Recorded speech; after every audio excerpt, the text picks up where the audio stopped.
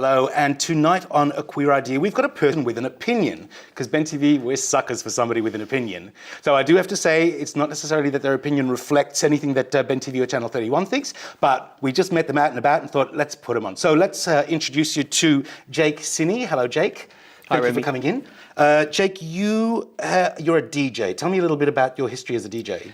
I've been a DJ for quite a while now. We're talking about 31 years, started when I was 15. Yep. Local roller skating rink, a long way off. And I've done a lot of places, from your mobiles to corporates to straight venues, queer venues. And now back in a queer-friendly venue. Okay. Now you're also back in Melbourne, aren't you? Yes. Because you started here? I started in Melbourne. And where did you start in Melbourne? I started down in Dandenong. At what was, I believe, the biggest club in Dandenong. What was it called? Club Foster's. Foster's nightclub, that's right. The train station, believe it or not. The history of Melbourne. All right, so you've recently returned and obviously you're trying to look for a gig. So what's your experience trying to break into Melbourne again? Yeah, well, I went off to Queensland for 10 years and I'm back in Melbourne because I love it dearly. Queensland was pretty easy. There's only 3 gay clubs there and I just approached the clubs there and managed to get a gig pretty much straight away. Mm-hmm. Now, I know there's a few clubs in Melbourne coming back to Melbourne. I approached every club, I emailed, I walked into them, I tried to network and tried to get myself, well, not necessarily a gig, but at least a go. Yeah. And I just found it was really, really, really difficult here. I found, and no offence to any DJs out there, just a monopoly of a few DJs that seem to do the 4 or 5 main clubs here. Okay, so you're saying that it's the same DJs doing the same clubs, specifically gay clubs, or yeah, okay. And so how do you think that affects our experience as a bar-going, club-going punter? Personally, I think if the DJs are changing their style in each club, that's great, but I don't think that's happening. I think the DJ has their style and that style goes to the next club, so that club becomes very similar to the other club that they're working at. So we're just basically having a homogenized queer experience at some of these bars. So what's obviously you're saying that that's different to what you're used to. What is it that you're used to? Yeah, well, in Queensland, the clubs there, I mean, there was only 3 there. They were very, very different. I worked at the Beat, and there you didn't work anywhere else. Okay, you were a resident there. And the other clubs were very different, played very different styles of music and looked at attracting a different crowd. Okay, so but you could only work at that one club? Yeah. But were you allowed to work like straight clubs? At another straight club, yes, but not within the queer community. Okay, and then that's just to make sure that that diversity of music? Yeah. Okay, cool. Now, you've been in the business for a very long time. Yeah. How has that sort of changed? What are you seeing the DJs now doing that you wouldn't have necessarily seen 31 years ago? DJs are great, but gone are the days where you actually did the whole night yourself and you were in control of that crowd. I mean, let's face it, a club or a venue, whatever it is, makes their money over the bar and makes their money over having people there as long as they can stay. Yeah. So if you're open till 5 in the morning, you want your crowd to stay there till 5 in the morning.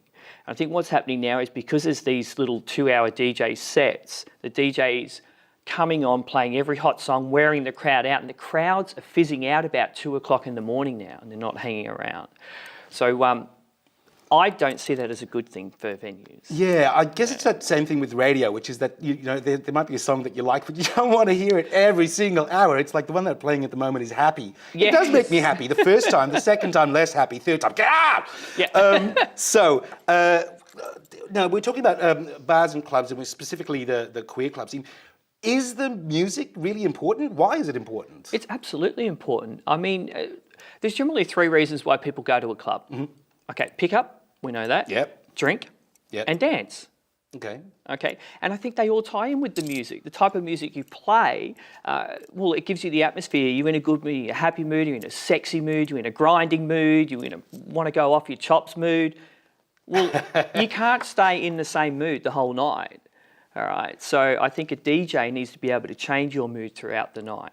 Yeah, all right, okay. We don't necessarily condone going off your chops, whatever that means. Yeah. But speaking about that, I would actually argue there's one more thing as well, which is a 4th wing, which is reinforcing your identity as a queer person with other queer people as well. So I think that's there as well. Now, you also do straight nights? Yep. Yeah, because you're currently playing somewhere in Melbourne. It's Club London in St Club Kilda. London, correct, yes. Is that a regular gig or? Yeah, I'm there every week, and we do a regular monthly queer event, but I'm also helping out with R&B nights, uni nights, retro, bangers, whatever you like. What are bangers? It's what unis are into now. It's pretty high energy sort of remixes of commercial dance songs at the moment. Oh, okay. So is that like lots of dush, dush, Yeah, dush, dush? a little bit more doof doof. All right, cool. So how would you describe, what's the difference between like a queer night and a straight night? You know, the only real difference is that in a queer night, you have a broader age spectrum. Because if you're doing, obviously, a uni night's a uni night. It's generally a certain age group. You're doing R&B, you're getting an R&B crowd, and you stick to that music. In a queer night, you generally have 18 to 80. So all ranges, which means, to me, all styles of music, not one style of music. Yeah. And that makes a good queer night. And actually, that's true of, I think, when you do belong to a specific group or a minority group, that you do mix with different age groups because of that reason. Yeah. You know, you're there for a very different reason. Now, we've talked about, so what kind of music would you play for a gay night? Everything. Everything. All right. Why would you limit it? Because there's one of those songs, it's like, it's not that I dislike it, but you know the one, I am what I am. But when I hear Gloria that, Gaynor. it kind of like, it just really reinforces my history and my queerdom. Is it important to play those sort of anthems? Yeah, absolutely. Why not? And I don't understand why you can't play a Rihanna and then play a Gloria Gaynor, or why you can't throw in a Spice Girls and then play a Madonna. I don't understand why it has to stay the same beat all night. Yeah. And again, personal opinions, I'd love it if, you know, we're going right off and high energy stuff and then bring the beat down and throw in a little bit of R&B. I mean, our community is made up of so many different types of people, which stands to reason that we all listen to different types of music. Cool. Now, we are running out of time, so I will quickly ask you to just sum up. You said that there's a bit of a homogenised sort of sound to the clubs that you're going to. What would you describe that as? House. Basically Melbourne house. I love house music, but I personally think Melbourne is obsessed with house music. Right. And I'm not quite sure why, but... Beautiful. Yeah. Well, if you're at your home, then you might be playing some house. But that is it for us tonight. Thank you very much, Cini, for coming along and sharing your opinion. And thank you very much for watching Queer Idea.